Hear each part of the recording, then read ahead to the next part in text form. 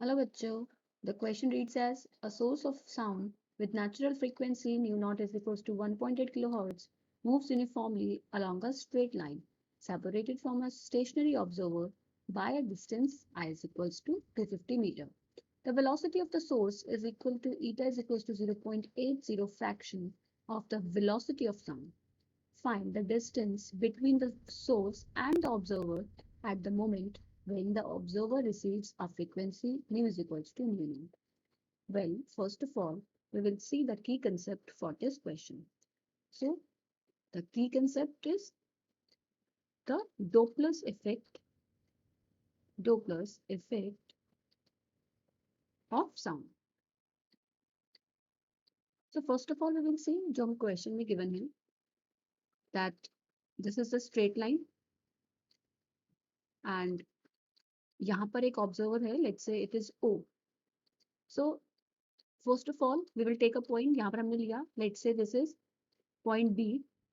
यहाँ से जितनी देर में आपका जितनी भी सोर्स या फिर जहाँ से सोर्स से जो भी साउंड प्रोड्यूस हो रही है वो जब तक यहाँ से ओ पॉइंट तक ट्रैवल होगी उतनी देर में जो सोर्स है हमारा वो यहाँ से यानी बी पॉइंट से एक दूसरे पॉइंट पे शिफ्ट हो चुका होगा.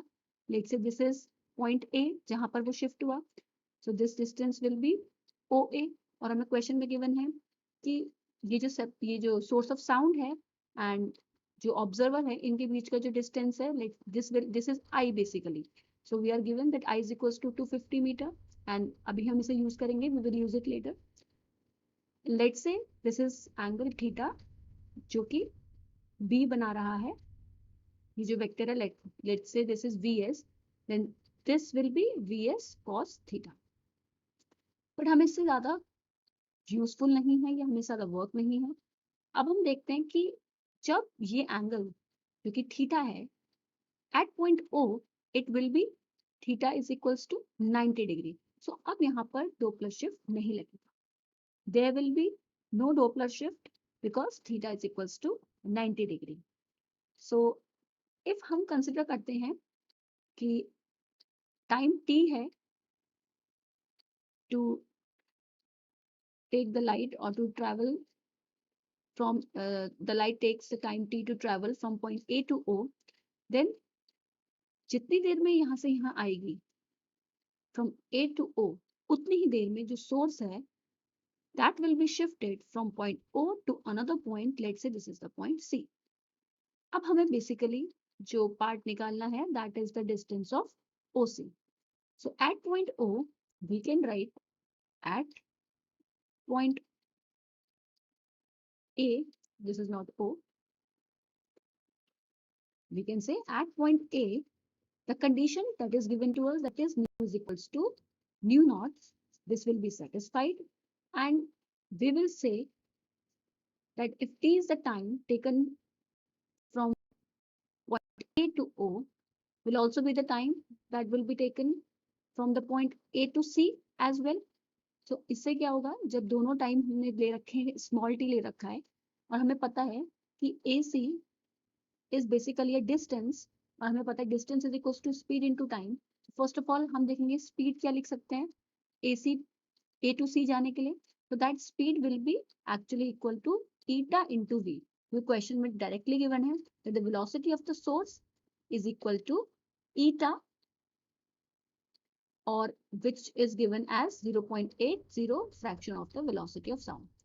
So we can write eta into V where V is the velocity of sound. अगर हमने ले रखा है that V is the velocity of sound. So इस केस में ये तो हमारी हो जाएगी स्पीड एंड टाइम हमने लिया है स्मॉल टी. तो we can write AC is equals to eta into V into t. अब हम लेंगे AO.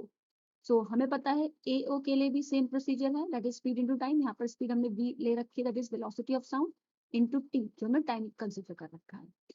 ऑल्सो इन दो पॉइंट के साथ साथ हमें पता है दैट AC हमें न्यूमेरिकली भी गिवन है which is equals to I and which is equals to 250 metre. So इस पार्ट के लिए, so this is not AC, this is AO.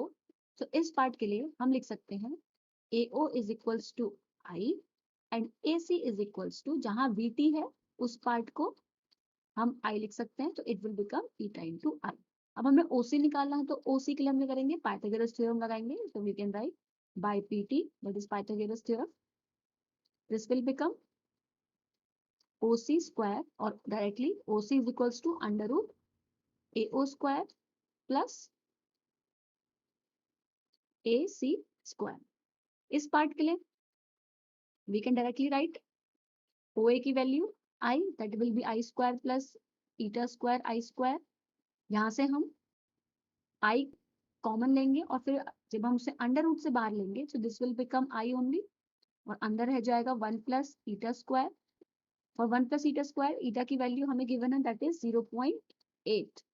So हम यहाँ पे डायरेक्टली लिख सकते हैं that this is I, and in under root it will become 1 plus 0.8 whole square. ये हो जाएगा हमारा 1 plus I into 1 plus 0.64, ये हमें देगा 1.64, और यहाँ पर I की वैल्यू हम पुट करेंगे 250, तो 250 into अंडर रूट 1.64. सो यहाँ हमारा आंसर हो जाएगा, और answer will be equals to, जब आप इसे मल्टीप्लाई कर देंगे, so answer will become 320 metre और 0.32 किलोमीटर. सो हम इन दोनों में से कोई भी चीज लिख सकते हैं, both are correct. Thank you, and I hope you have understood this well, and best of luck.